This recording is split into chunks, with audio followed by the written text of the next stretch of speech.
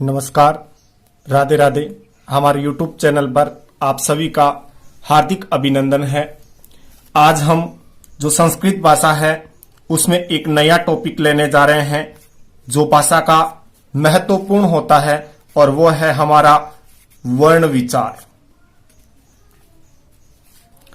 तो ध्यान दें, सबसे पहले हम बात करेंगे कि किसी भी भाषा के लिए सबसे जो मूलभूत इकाई होती है वो होती है वर्ण। सबसे पहले अगर शुरू करते हैं तो हमें चर्चा करनी होती है वर्णों के ऊपर। तो सबसे पहले हम पढ़ लेते हैं कि वर्ण किसे कहते हैं। तो मैं यहां पर परिभाषा लिखने जा रहा हूं कि वर्ण किसे कहते हैं या वर्ण क्या होते हैं। तो परिभाषा वैसे आपको आती होगी कि भाषा की जो सबसे छोटी इकाई, भाषा की सबसे छोटी जो इकाई होती है क्या कहलाती है? वर्ण कहलाती है। यहां पे ध्यान दें, हम इस परिभाषा को ऐसे भी कह सकते हैं कि भाषा की जो सबसे छोटी इकाई जिसके हम क्या नहीं कर सकते, टुकड़े नहीं कर सकते, उनको तोड़ नहीं सकते, खंडित नहीं कर सकते, सबसे छोटा। जैसे मैं यहां पे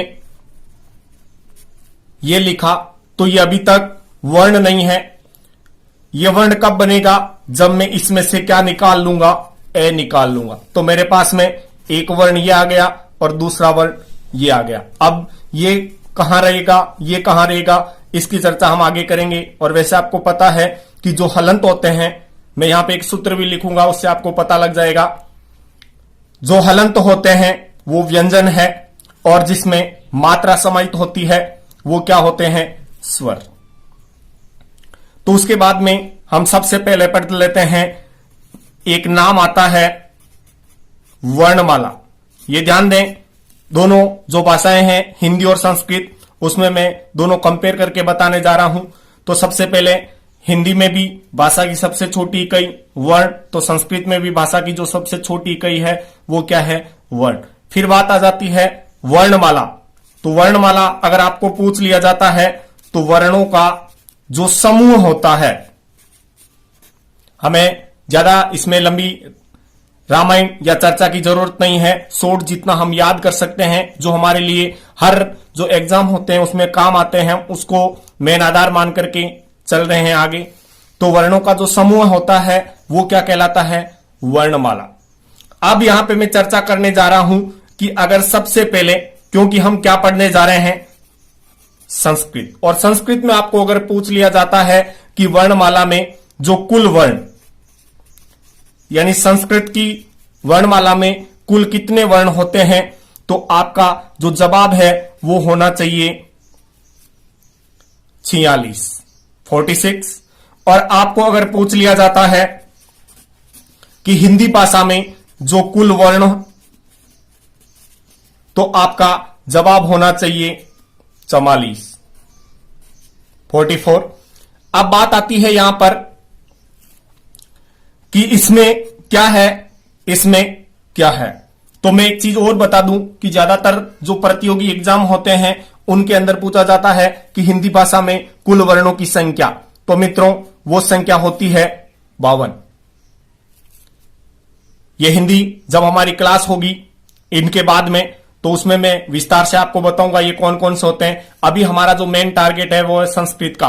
तो मैं यहां पे बता दूं कि संस्कृत के अंदर जो कुल वर्णों की यहां पर जो संख्या मानी गई है वो मानी गई है, मैं यहां पर लिख दूं। अगर आपको पूछ लिया जाता है पाणिनीय जो शिक्षा है उसके अनुसार जो वर्णों की संख्या मानी गई है वो मानी गई है 63 या फिर 64। तो देखो, ये अपने आप ही सूत्र बन गया कि कुल वर्णों की अगर संख्या पूछी जाती है तो 4 6 46। और अगर पाणिनीय शिक्षा के अनुसार संस्कृत में कुल वर्णों की जो संख्या तो 2 मानी जाती है, 63 या 64। और इसके लिए संस्कृत में लिखा हुआ भी है कि वर्णों की जो पाणिनीय शिक्षा है उसके अनुसार। तो यहां पे एक लिखा हुआ मिलता है, आपको प्रश्न भी पूछ लिया जाता है, तो आपका जवाब होना चाहिए 63।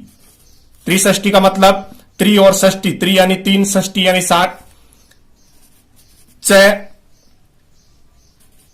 फिर क्या है चतुष्षष्टी,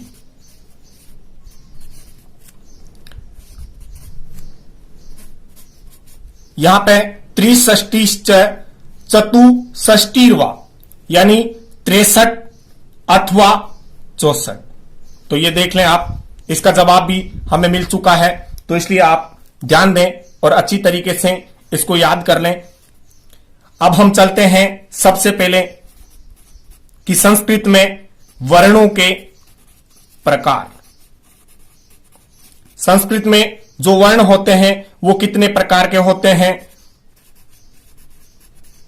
2 प्रकार के होते हैं। कितने प्रकार के? 2 प्रकार के। कौन कौन से? सबसे पहला आता है स्वर वर्ण, तो दूसरा हमारा आता है व्यंजन वर्ण। व्यंजन वर्ण। अब हम चर्चा करने जा रहे हैं सबसे पहले स्वर वर्णों पर। तो आपको अगर पूछ लिया जाता है कि जो स्वर वर्ण होते हैं वो क्या होते हैं या स्वर वर्ण किसे कहते हैं, तो आपका जवाब होना चाहिए कि भाषा की स्वतंत्र इकाई। या इस पर अगर हम चर्चा करते हैं कि ध्वनि का उच्चारण करने पर, किसी भी ध्वनि का हम उच्चारण करते हैं तो प्राणवायु अगर बिना अवरोध, यहां पे बिना अवरोध का मतलब बिना रुकावट, और यहां पे मैंने लिख दिया है स्वतंत्र, तो स्वतंत्र का मतलब क्या हुआ? बिना किसी बाधा के। जब प्राणवायु बिना किसी बाधा के स्वतंत्र रूप से क्या कर देती है, मुख से बाहर निकल जाती है, तो वो क्या कहलाते हैं? स्वर कहलाते हैं। और भाषा की वह इकाई जो किस पे आश्रित होती है? स्वरों की पर आश्रित होती है, या फिर जिनका उच्चारण स्वरों की सहायता से किया जाता है उन्हें किस नाम से जाना जाता है? व्यंजन। लेकिन हमारे यहां बात आ रही है कि संस्कृत में, हिंदी में हम पढ़ लेते हैं स्वर वर्ण, व्यंजन वर्ण, लेकिन इनको संस्कृत में मूल रूप से किस नाम से? तो मैं यहां पे नाम देने जा रहा हूं अच, और इन्हें जो मैं नाम दे दूंगा वो क्या दे दूंगा? हल। यानी ये हो गए अच वर्णा, और ये क्या हो गया? हल वर्णा। हल का मतलब हलंत, जो हलंत होते हैं वो क्या कहलाते हैं? व्यंजन कहलाते हैं। अब यहां पे मैं बात कर लेता हूं, आपको बता दी कि अच या स्वर एक ही चीज है, ये हिंदी में है, ये संस्कृत में। अब आपको पूछ लिया जाता है अच या फिर स्वर वर्ण कितने प्रकार के होते हैं, तो मैं यहां पे लिख दूं कि जो स्वर अच है वो 3 प्रकार के। कितने प्रकार के होते हैं मित्रों? 3 प्रकार के होते हैं। कौन कौन से? तो मैं यहां पे सबसे पहले चर्चा करने जा रहा हूं कि सबसे पहला, यहां पे आप कहो तो मैं एक यहां पे सूत्र लिख देता हूं, और वो सूत्र आप याद कर लेना अच्छी तरीके से कि एक मात्रो भवेद हरिस्वो द्विमात्रो दीर्घम उच्यते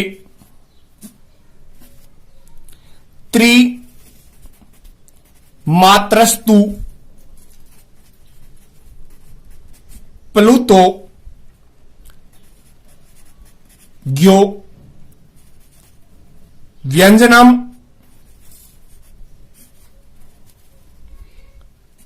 च अर्धमात्रकम। इसका जो हिंदी में अर्थ होता है वो होता है कि जिस पर एक मात्रा होती है वो हरिस्व कहलाते हैं, जिन पर 2 मात्रा होती है वो दीर्घ कहलाते हैं, और जिस पर 3 मात्रा होती है उन्हें ज्यो यानी जाना जाता है किसके नाम से? प्लुत के नाम से।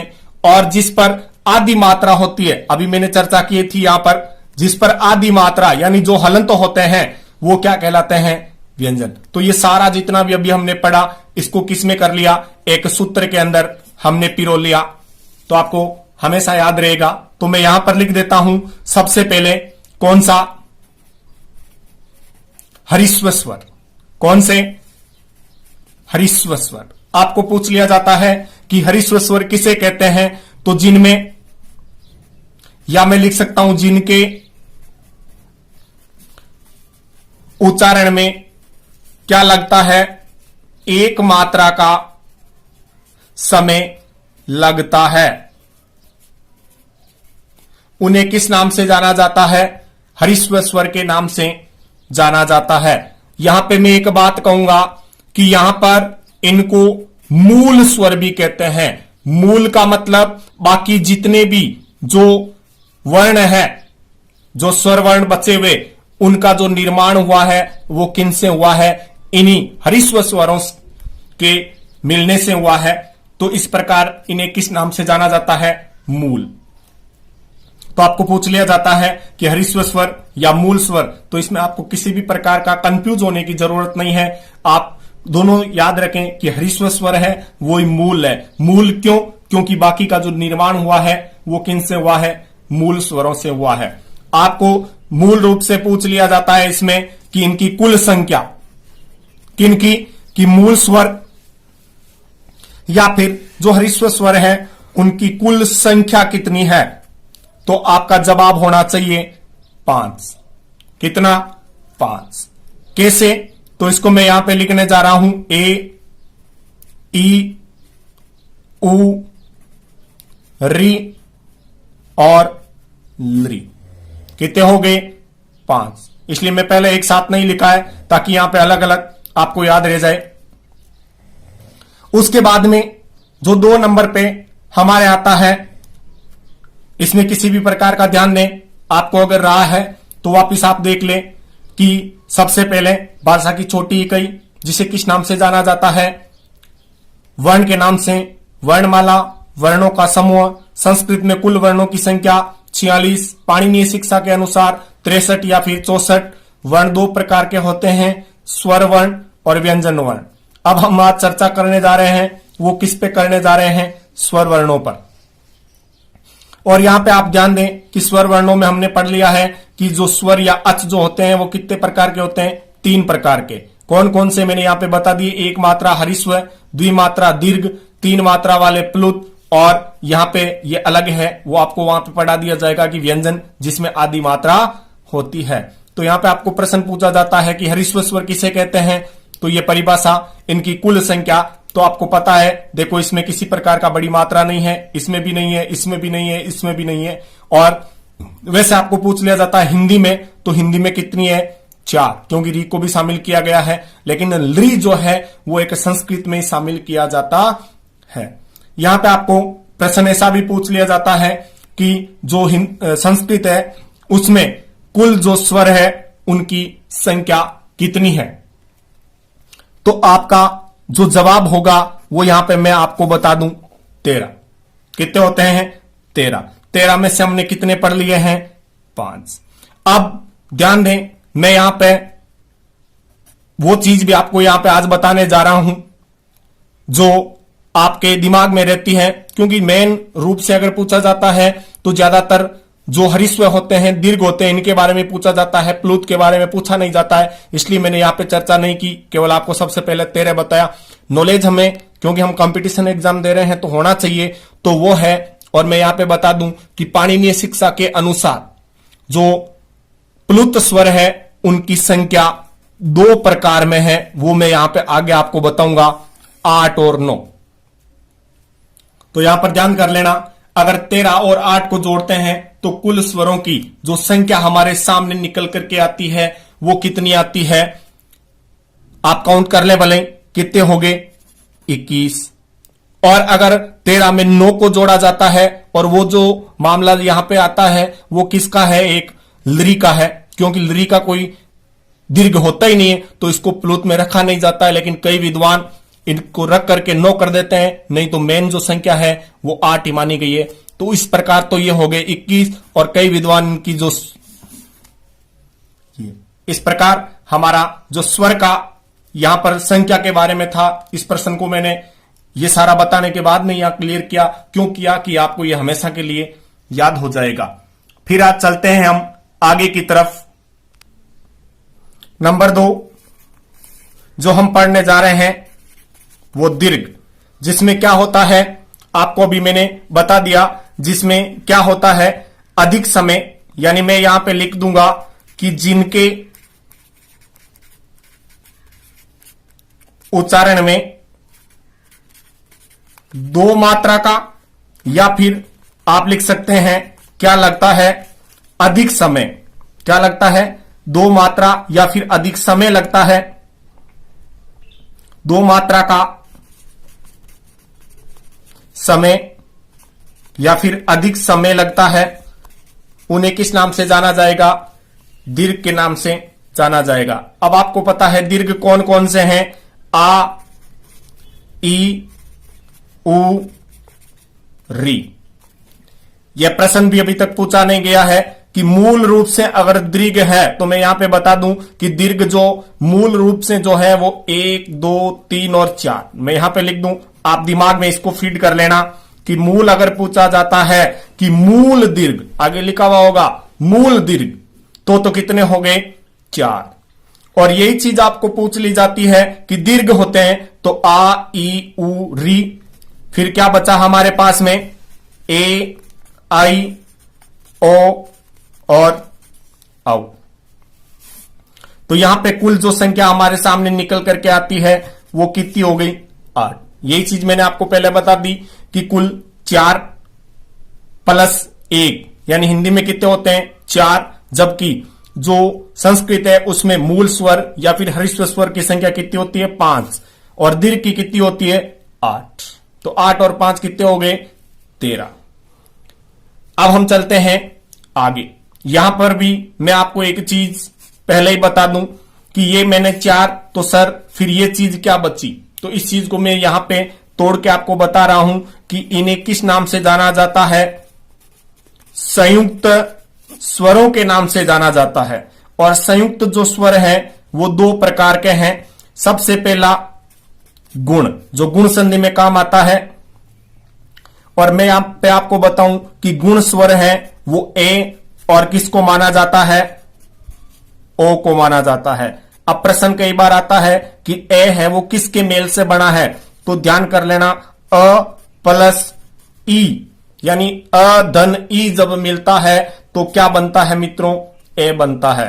और ए के बाद में अगर उ आता है तो वो क्या बनता है, ओ। संधि में ध्यान रखना, संधि में ये नियम सेम ही रहेगा, चेंज क्या होगा सिर्फ थोड़ा सा कि ए या आ हो सकता है, बाद में ई या ई हो सकता है, तो क्या बनेगा ए। जैसे देव धन इंद्र बराबर देवेंद्र, और यहां पे महाधन ईस बराबर महेश। देखो वही है कि संधि में क्या आ जाएगा, ए भी हो सकता है, आ भी हो सकता है, ई भी हो सकती है, ई भी। कौन सी संधि होगी, गुण संधि। गुण संधि का इतना आपको सरल तरीके से सारी जो संधियां हैं वो इतनी सरल तरीके से आपको बताई जाएगी, इसलिए आप हमारे चैनल से जुड़े रहें, लाइक करें, शेयर करें और सब्सक्राइब जरूर करें, ताकि आने वाले जो वीडियो है वो आपको समय पर मिलते रहें। इसलिए आप जो बेल वाला आइकन है वो भी जरूर दबाएं। तो आगे हम चलते हैं नंबर 2 पे, और 2 नंबर पे जो होते हैं वो होते हैं वृद्धि। वृद्धि जो स्वर होते हैं वो कौन कौन से होते हैं, एक ये और दूसरा ये। तो मैं यहां पे ले लेता हूं सबसे पहले आई और दूसरा औ। अब मैं यहां पे बता दूं आपको कि जो ए बना है वो किससे बना है, कि जब अ के बाद में ए आता है, अब कई इसको ए दोनों को बोलते हैं, नहीं, यह है अ, यह है ए। जो औ बनता है वो किससे बनता है, ए धन ओ से। अब कई इसको भी ओ बोलते हैं, कोई इसको भी, नहीं, वो एक शब्द होता है और दूसरा होता है और। तो उच्चारण में हमेशा आप ध्यान रखें। अब यहां पे मैं बात करने जा रहा हूं नंबर 3, और वो है प्लुत स्वर। इसमें ज्यादा कुछ ही नहीं पूछा जाता है। अगर आपको पूछ लिया जाता है तो आपको केवल जवाब यही देना है कि 3 या उससे अधिक अगर मात्रा का क्या लगता है, समय लगता है, क्योंकि इसको पूछा भी नहीं जाता है। तो इस प्रकार आपको इसमें ज्यादा जो ध्यान देने की कोई विशेष जरूरत नहीं है। फिर हमें यहां पे देखना है कि 3 मात्रा का समय, तीन मात्रा का समय का जो आपको मिलेगा वो क्या मिलेगा, इस प्रकार का आगे निशान मिलेगा। जैसे आप लिखते हैं ओ और फिर क्या लिखते हैं ये और इसको, ये अलग अलग है मानक, और आप कई बार इसको इस प्रकार भी लिखते हैं। तो ये है इसकी मात्रा, यानी ये तीन को इस प्रकार किया गया है। और इसकी जो कुल संख्या है वो कितनी मानी गई है, 8 मानी गई है। मैं यहां पे लिख दूं 8 और 9, 8 और 9। इसकी चर्चा मैं पहले कर चुका हूं, इसलिए यहीं पर। तो इस प्रकार हमारे जो स्वरों का वर्गीकरण है वो यहां पे हो जाता है पूरा। उसके बाद में हम लेते हैं नंबर 2 पे, और नंबर 2 पे जो हमारा है वो व्यंजन, जिसे संस्कृत में किस नाम से जाना जाता है, हल के नाम से भी जाना जाता है। अब आपको पूछ लिया जाता है, तो ये मैंने पहले बता दिया कि जो क्या होते हैं स्वरों की सहायता से जिनका क्या किया जाता है उच्चारण, यानी स्वरों की सहायता से उच्चारण होने वाले या उच्चरित होने वाले जो वर्ण है वो क्या कहलाते हैं, व्यंजन वर्ण कहलाते हैं। यहां पे मैं आपको बताने जा रहा हूं कि कुल संख्या अगर आपको पूछी जाती है तो हिंदी में भी जो व्यंजन है उनकी संख्या कितनी है, 33, और संस्कृत में भी इसकी जो कुल संख्या है वो कितनी है, मैं यहां पे लिख देता हूं कुल संख्या। अब यहां पे इसके जो प्रकार है व्यंजनों के कितने प्रकार है, 3 प्रकार है मित्रों। और वो कौन कौन से, सबसे पहला जो मैं यहां पे लिखने जा रहा हूं वो है स्पर्श। कौन से, स्पर्श व्यंजन। स्पर्श व्यंजन कौन कौन से होते हैं, यानी जिनका उच्चारण जब करते हैं तो हमारे मुख विवर से निकली हुई जो वायु होती है वो विभिन्न भागों को क्या करती है, स्पर्श करती है।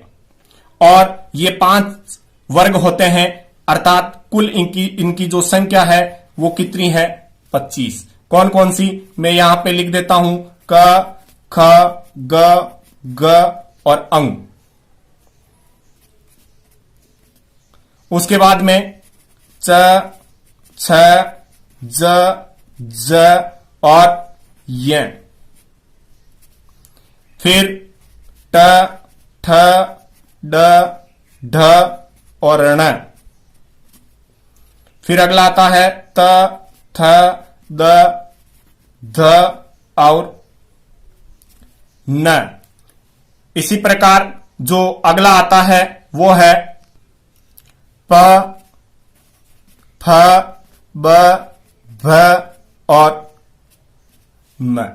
इस प्रकार ये जितने भी जो है वो किस में रखे जाएंगे, स्पर्श।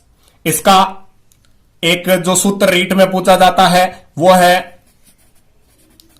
काद्योम अवसानय। काद्योम अवसाने या अवसाना किसका सूत्र है, तो आपका जवाब होना चाहिए स्पर्श जो वर्ण है, स्पर्श वर्णा या स्पर्श व्यंजन वर्णा। तो इसका विस्तार क्या होता है, क किसके, आदियो। आदियो का मतलब होता है प्रारंभ में, और मैं जिसके क्या हो, अवसाना। अवसाना का मतलब होता है बाद में, यानी क है जिसके प्रारंभ में और मैं है जिसके अंत में। वो वर्ण किस किस में रखे जाते हैं, तो देख लो आप, के से लगा करके और मैं तक किस में है, स्पर्श के अंदर। उसके बाद में नंबर 2 पे हमारे जो आते हैं वो है अंतस्थ। कौन से हैं, अंतस्थ। इसका भी मैंने आपको बता दिया है अभी कि काद्योम अवसाना किस नाम से जाना जाता है। तो यहां पर भी मैं एक आपको सूत्र लिखूंगा और वो सूत्र है यणो अंतस्था। यणो अंतस्था, अंतस्था। यण जो होते हैं वो कौन से होते हैं, अंतस्थ होते हैं। और यण कौन से, कुल आपको संख्या अगर पूछी जाती है तो इनकी जो कुल संख्या है वो 4 है। कौन कौन सी?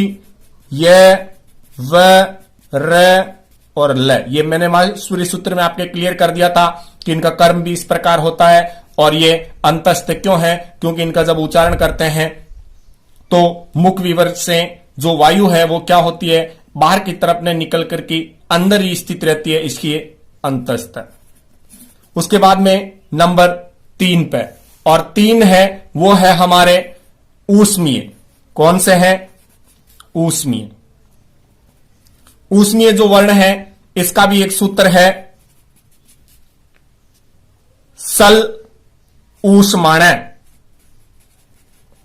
सल ऊष्माण यानी जो सल वर्ण होते हैं। अब सल आपको माहेश्वर सूत्र में जब जाओगे तो वहां पे आपको मिलेगा कि सल कहां पे है, कपय ससर हल। आपको लिखा हुआ है स स स र ह ल, तो स से लगा करके और ल तक जो वर्ण है वो किस में है? सल। और सल किस में आते हैं? ऊष्माण। मैंने वहां पे बताया था कि ऊष्माण यानी ऊष्म वर्ण इनको क्यों कहते हैं, क्योंकि इनका जब उच्चारण करते हैं तो हमारे मुख विवर से निकलने वाली जो वायु होती है वो क्या होती है? गर्म रूप में बाहर निकलती है, ऊष्मी रूप में बाहर निकलती है, और वो है स स स और ह। ध्यान दें, ये विसल की ध्वनि के साथ में बोला जाता है स। यह बोला जाता है सिरप और सिरप स, और यह है से और यह है ह। अब बात आती है एक विशेष में यहां पे बता दूं कि जिन्हें संयुक्ताक्षर या आप पढ़ते हैं संयुक्त व्यंजन, तो वो संयुक्त व्यंजन नहीं है, वो है संयुक्ताक्षर। यानी विभिन्न प्रकार के स्वर, व्यंजन या जो भी विभिन्न प्रकार की ध्वनियां हैं उनसे मिलकर के बनते हैं, इसलिए इसे किस नाम से जाना जाता है? संयुक्ताक्षर। और इसमें जो संयुक्ताक्षर हैं वो होते हैं, कई बार पूछ लिया जाता है कि कौन कौन से हैं, तो यहां पे आपको लिखना है स किससे मिलकर के बना है? क, स और अ के मिलने से। फिर आता है त्र। त्र जो बना है वो किससे बना है? ते, दन, रे, दन, ए से। एक रखा जाता है इसके अंदर ज्ञ, इसे हम ज्ञ बोलते हैं, लेकिन ध्यान कर लेना कभी भी आप शुद्ध जो उच्चारण वाले व्यक्ति से, अगर गुरुजनों से आप पढ़ेंगे तो वहां पे वो ज्ञ नहीं बोलेंगे, वो इसको क्या बोलेंगे? ज्ञ। वो ज्ञानवान नहीं शब्द है, इसका सही उच्चारण अगर किया जाता है इसके अनुरूप तो होता है ज्ञानवान। तो फिर ये किससे बना है? ज, ये और ऐसे, और एक है श्र। ये किससे बना है? संकर वाला जो स होता है, नीचे किसकी मात्रा है? रे की, और फिर इसमें क्या है? ए की मात्रा। तो इस प्रकार ये हमारा आज जो वर्ण का टॉपिक था वो हुआ पूर्ण। धन्यवाद।